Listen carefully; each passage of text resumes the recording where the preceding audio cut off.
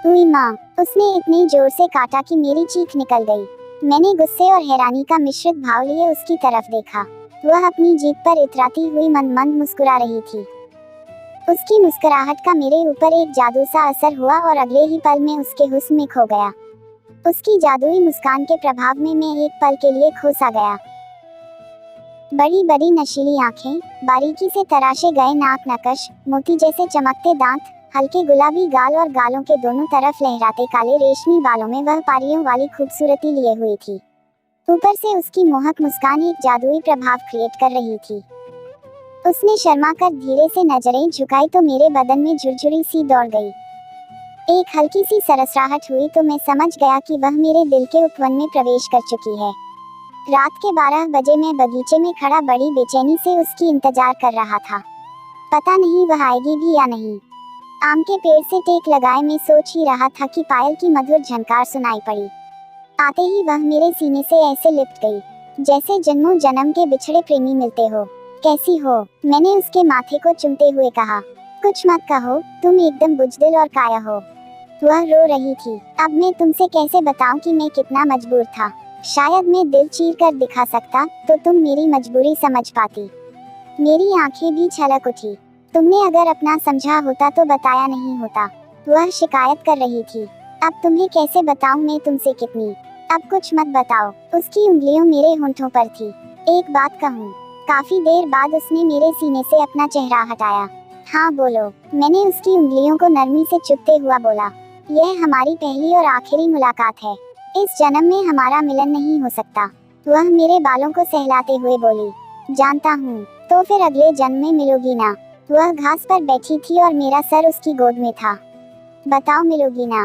कोई जवाब ना पाकर मैंने दोबारा पूछा। फिर कोई जवाब नहीं मिला तो मैंने धीरे से आंखें खोली। वहाँ कोई नहीं था। मैं घबरा कर उठ बैठा। देखा तो मेरे एक तरफ पत्नी नीतू तो दूसरी तरफ बच्चे सो रहे थे। मैं पसीने से लथपथ हो रहा था। पता नहीं एकदम से मुझे क्या हुआ। मैं बच्चों की तरह बिलख पड़ा। रोने की आवाज सुनकर नीतू भी उठ बैठी। क्या हुआ? वह घबराकर अपने आंचल से मेरे आंसू पोंछने लगी। कुछ नहीं, एक सपना देखा था। अब तक मैं थोड़ा संभल चुका था। क्या आप ठीक हैं? उसने मेरे गले में अपनी बाहें डालते हुए पूछा। हाँ, मैं ठीक हूँ। तुम सो जाओ, मैं जरा टहल कर आता हूँ। मैंने मुस्कुराते हुए कहा। मोबाइल उठाकर देखा तो रात के 1:30 बज रहे थे। नीतू के सोने के बाद मैं अपनी फाइल और कलम उठाकर छत पर आ गया। घर की बाउंड्री से टेक लगाकर मैंने कुछ याद करने की कोशिश की। दिमाग पर ज्यादा जोर डालने की जरूरत नहीं पड़ी। कुछ ही मिनटों में मेरी आंखों के सामने कुछ जाने पहचाने दृश्य उभरने लगे। इतने बॉडी बिल्डर होकर एक लड़की से हार गए, कहते हुए प्रताप ने जब मेरे घुटनों को हिलाया तब मैं होश में आया।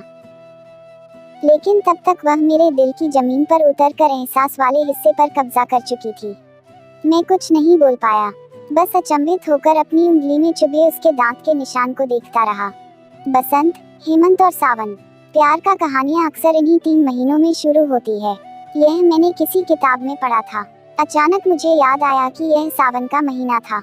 आसमान में बादलों का झुंड बारिश की योजना बना रहे थे, जिसे देखकर गांवों में धान रोपाई की तैयारियां शुरू हो चुकी थी। हम जैसे किशोर उम्र के लड़कों के पास कोई काम धाम नहीं था, क्योंकि घर गृहस्थी के कामों में हमारी कोई रुचि नहीं थी और पढ़ाई तो हम छोड़ ही चुके थे। बस दिन भर क्रिकेट खेलते और नए नए फालतू के आइडियाज को आजमाते रहते। मुझे आज तक समझ में नहीं आया कि ताश कैसे खेला जाता है। क्या तुम लोगों को ताश खेलना आता है? गांव कुछ निकम्मे युवकों को ताश खेलते देखकर मैंने प्रताप और एजाज से पूछा। हाँ, मुझे खेलना आता है। प्रदीप ने अपनी धाक जमाई। मुझे भी सीखना है, चलो आज ताश खेलते हैं। मैंने उत्साहित होकर कहा तो वे दोनों तैयार हो गए। प्रदीप पता नहीं कहां से एक पुरानी ताश का बंडल उठा लाया और हम तीनों गांव के ही एक अंकल के बैठके में ताश खेलने बैठ गए। मैं तो ताश खेलने में बिल्कुल अनाड़ी था, बस उल्टे सीधे दांव खेलकर अपनी पत्तियां गंवा रहा था। प्रदीप हर बार बाजी जीतकर खुद को जीनियस समझ रहा था। अरे 1.5 फुट के छोरे यहाँ बैठकर ताश खेल रहे हैं। मैं अपनी बार बार कटती हुई पत्तियों को बचाने के लिए दिमाग लगा रहा था। तभी पीछे से किसी लड़की की आवाज आई। आवाज सुनकर मैं पीछे पलटा तो अंकल की बेटी सितारा के साथ खड़ी एक खूबसूरत लड़की कमर पर दोनों हाथ रखे हम तीनों को ऐसे घूर रही थी, जैसे हमने बहुत बड़ा गुनाह कर दिया हो। वह हमारे गांव की ही एक लड़की थी और अंकल के बेटे की सहेली थी। मैंने पहले भी उसे गांव में कई बार देखा था, लेकिन मैंने उसे कभी नोटिस नहीं किया था। वैसे भी मुझे लड़कियों से बात करने में संकोच महसूस होता था। हाँ तो तुम्हें क्या है? प्रदीप अकड़ कर बोला। शायद वह उसके स्वभाव से परिचित था। अच्छा, एक तो चोरी ऊपर से सीना जोड़ी, कहते हुए वह तेजी से सामने पड़े ताश के पत्तों पर झपटी। प्रदीप ने पहले ही उसके इरादे को भांप लिया था। उसने बड़ी फुर्ती से सभी पत्तों को मुट्ठी में समेट लिया।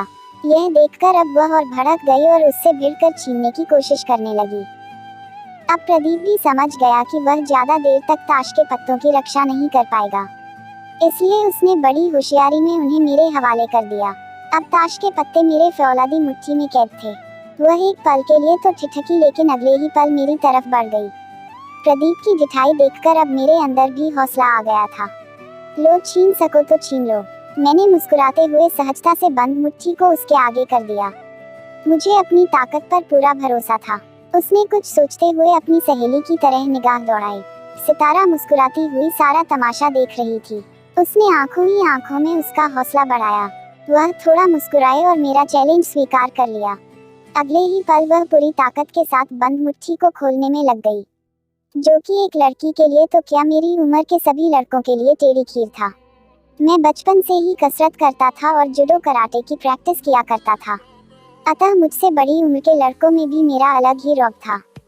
काफी कोशिश करने के बाद भी जब वह अपने मकसद में कामयाब नहीं हो पाई तो खिसियाकर उसने मेरी उंगलियों में अपने दांत गड़ा दिए। अचानक हुए दर्द के एहसास से मेरी मुट्ठी खुल गई। अगले ही पल उससे ताश के पत्तों को सैकड़ों टुकड़े कर दिए। मैं अवाक देखता रह गया।